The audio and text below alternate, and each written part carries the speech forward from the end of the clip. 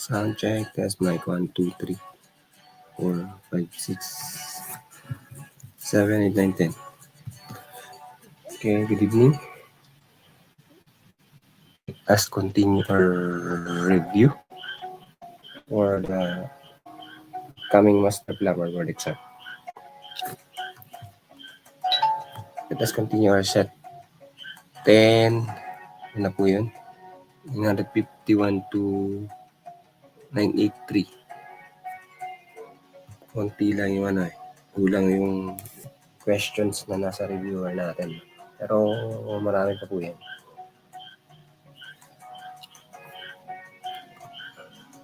So, 33 questions lang tayo today. Pero bago tayo mag-start, thank you very much muna dito sa mga new subscribers. Batiin natin sila uli. Pauline Anno Nukos, Karen Aquino, Engr.Sarah, Kim Ryan Pomar, Cheryl Meneses, and yan, i-greet natin ulit si Deo Carlo Datoon. And sa mga naka-private na nag-subscribe, thank you very much.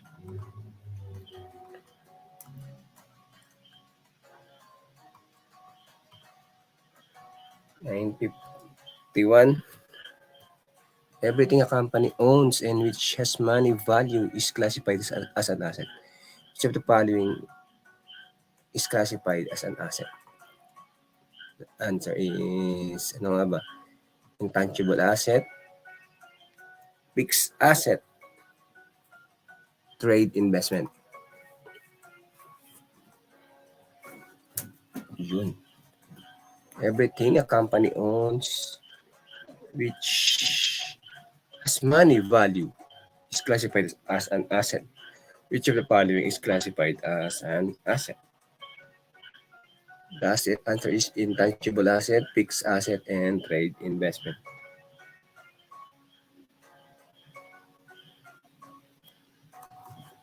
$952.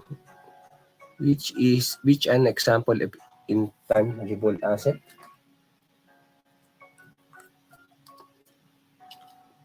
Ano nga ba? The answer is patent.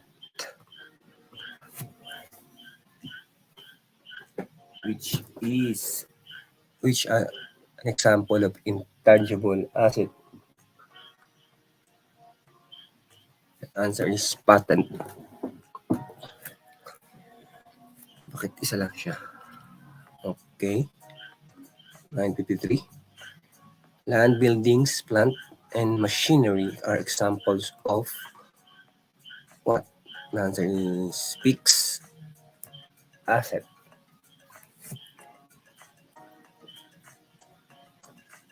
Fixed asset,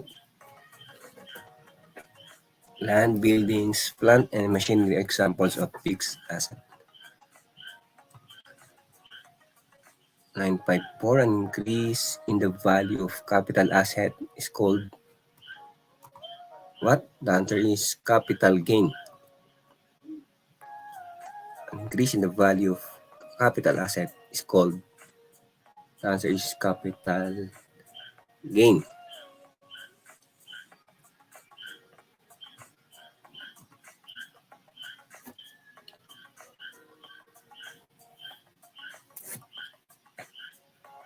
$955. The reduction in the money value for capital asset is called what? The answer is this capital loss. The reduction in the money value of a capital asset is called capital loss. 956. It is a negotiable claim issued by a bank in lieu of a term deposit. The answer is certificate of deposit.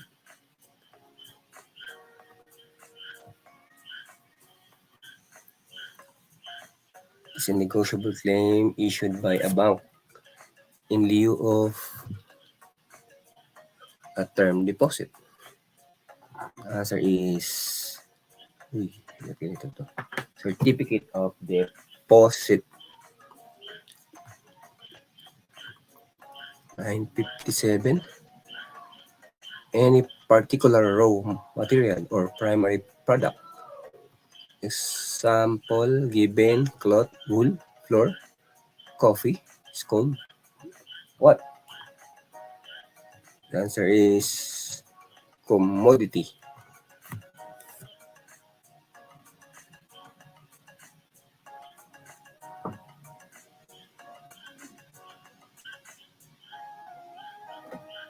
Any particular raw material or primary product. Example given: cloth, wool, flour, coffee, scone. The answer is commodity. 958. The deliberate lowering of the price of the nation's currency in terms of the accepted standard. Gold, American dollar, of the British pound. The answer is currency devaluation. The deliberate lowering of the price of the nation's currency in terms of accepted standard. Gold, American dollar, of the British pound. The answer is currency devaluation. 959. It denotes the fall in the exchange rate of one currency in terms of others. The term usually applies to floating exchange rates. The answer is currency depreciation. Denotes the fall in the exchange rate of one currency in terms of the others. The term usually applies to floating exchange rates. The answer is currency depreciation. 960. Parang inulit lang to. The deliberate lowering of the price of the nation's currency in terms of the accepted standard. Gold, American dollar, of the British pound. The answer is currency devaluation. Kasunod lang. 950-60. Doon na ulitin yan. 961. Before tayo mag-proceed, or comment, suggestions, corrections, you can comment in this video or any video inyong napanood. Or you can email us, brice.academy.consultancy@gmail.com. Pwede rin kayo mag-text 0976-026-3125, 0932-800-1219. Or yan, dito po at Brice_AC, Facebook, YouTube, Twitter, and TikTok. Yan. 961. Savings which takes place because goods are not available for consumption rather than the consumer really want to save. And there is forced saving. Savings which takes place because goods are not available for consumption rather than consumer really want to save. The answer is forced saving.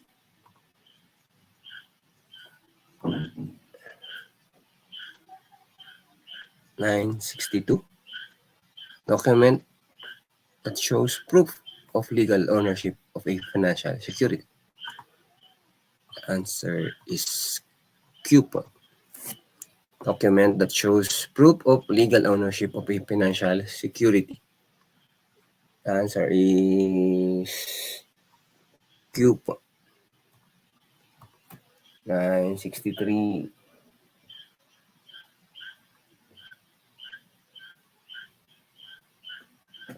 Defined as the capacity of commodity to satisfy human wants.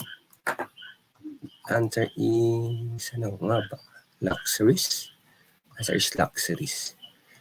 Defined as the capacity of commodity to satisfy human want is luxuries. 964. It's the profit obtained by selling stock at a higher price than its original purchase price. Answer is capital gain. It's the profit obtained by selling stocks at a higher price than its original purchase price. Answer is capital gain. 965. The quantity of certain commodity it is offered for sale at a certain price at a given place and time. The answer is supply. The quantity of a certain commodity that is offered for sale at a certain price at a given place and time. The answer is supply. 966. The quantity of a certain commodity that is bought at a certain price, a given place and time. Parehas lang bought. The answer is demand. The quantity of a certain commodity that is bought. Yan. At a certain price at a given place and time. The answer is demand. Ito naman, the quantity of a certain commodity that is offered for sale at a certain price at a given place and time. The answer is supply. 967. When pre-competition exists, the price of a product will be that value where supply is equal to the demand. The answer is ano nga ba ang sagot? Law of supply and demand. When pre-competition exists, the price of a product will be that value where supply is equal to the demand. Answer is law of supply and demand.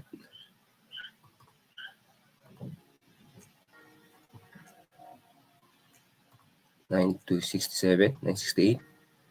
When one of the factors or production speaks in quantity or is difficult to increase, increasing the other factors of production will result in a less than proportionate increase in output.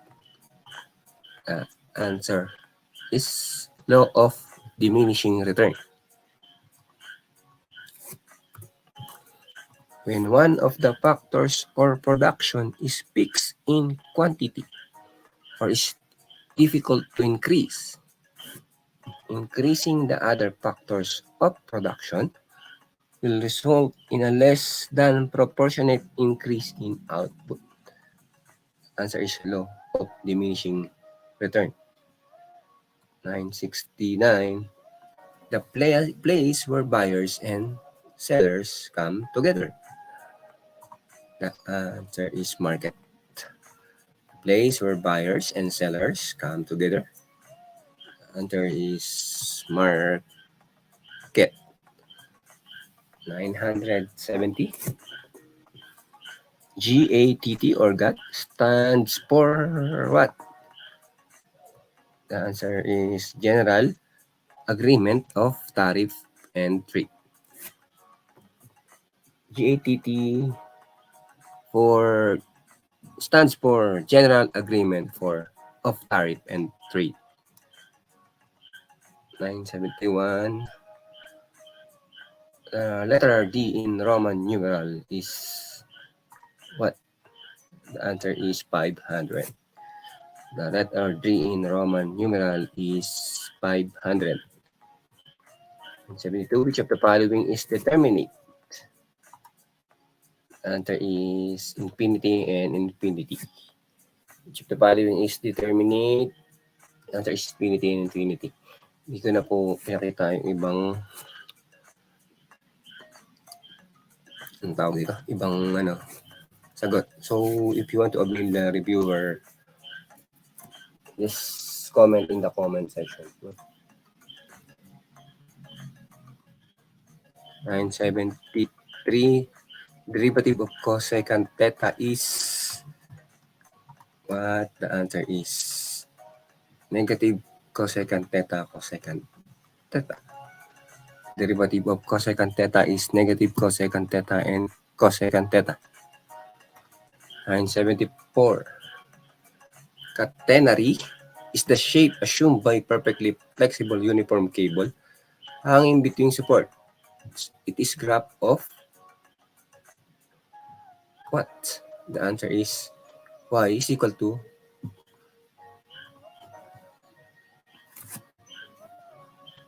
cosine hx.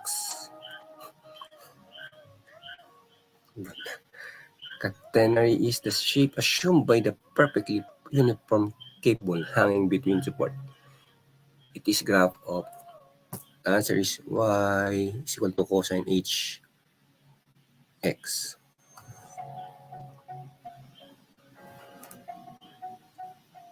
Quantity 2 over the quantity ex minus e minus x equal to what? Answer is cosecant hx. Quantity over quantity of ex minus the e minus x equal to parang hypotenuse cosine to times x. Yan, bahal na po. And 76. What is 1 minus tangent h2 equal to? H squared yan. Ang tingin ko h squared.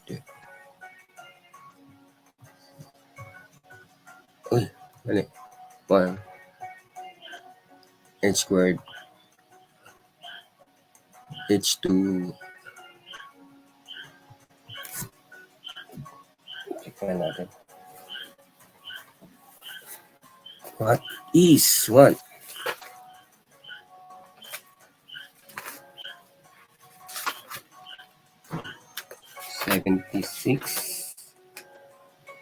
What is 1 minus tangent h squared x equal to? The answer is secant h squared x. H squared to.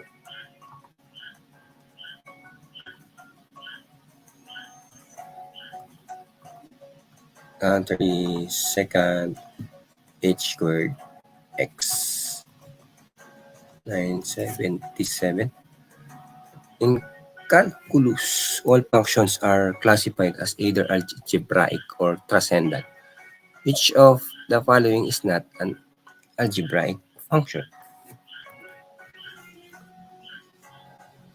The answer is envelope, volute, and parabola and caustic.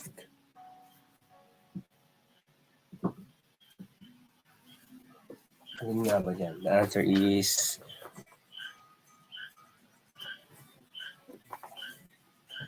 parabola. Ito yung hindi algebraic function. The answer is parabola. Bakit nilagay ko yan dyan? Calculus, all functions are classified as either algebraic or transcendent. Which of the following is not an algebraic function? The answer is parabola. Yung mga choices. Envelope o volute,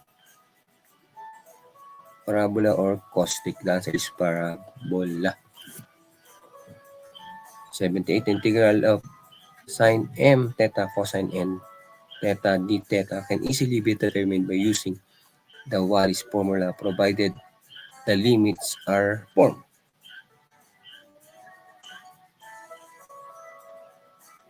The answer is 0 to pi over 2.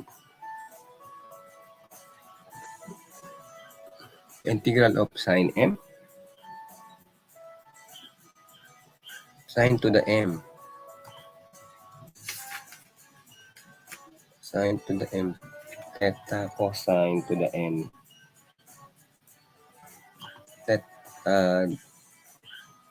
d theta can easily be determined by using the Wallis formula, provided the limits are 4. The answer is 0.25/2. 979.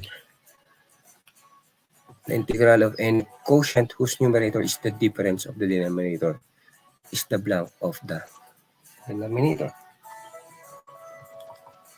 Answer is logarithm. The integral of any quotient whose numerator is the difference of the denominator is the logarithm of the denominator. The answer is logarithm. 980. Many integrals may be evaluated by introducing a new variable of integration in place of the original variable. The two variables being connected by some suitable formulas. This process is called what? Answer is integration by substitution.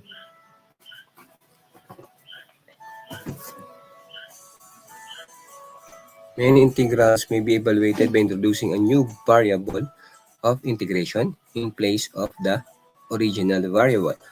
The two variables being connected by some suitable formulas. This process is called integration by substitution. 983. The variable inside the integral is called variable of integration variable.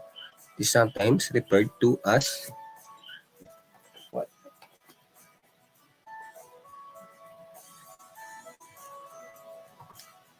The answer is dummy variable.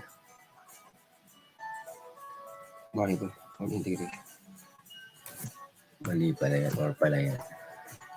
The variable inside the integral is called variable of integration or integration variable. It is sometimes referred to as answer is dummy variable.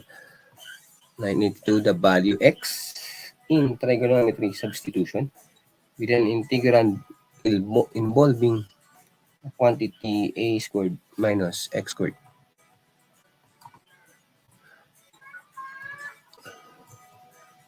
The answer is this.